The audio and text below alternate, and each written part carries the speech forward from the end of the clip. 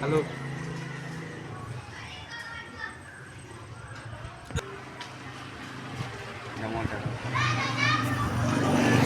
দাদা, এটা গাড়ি বাসুদেবপুর থেকে একটা মিস্ত্রির কাছ থেকে রিটার্ন এসেছে।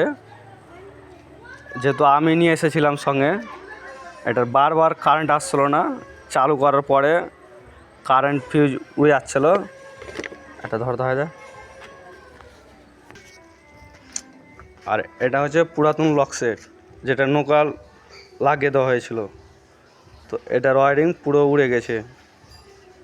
তারপরে নতুন লক সেট অরিজিনাল লাগায়, সেখান থেকে রোগ ধরা যায়। পুরো ওয়ারিং শর্ট ছিল না, চেক করার পরেও ইসিউ ঠিক আছে, রেগুলেটর ঠিক আছে, ওয়ারিংও ঠিক আছে।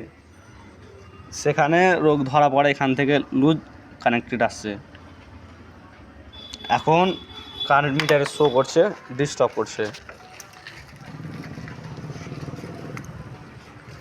এই যে দেখুন, এবার আসছে।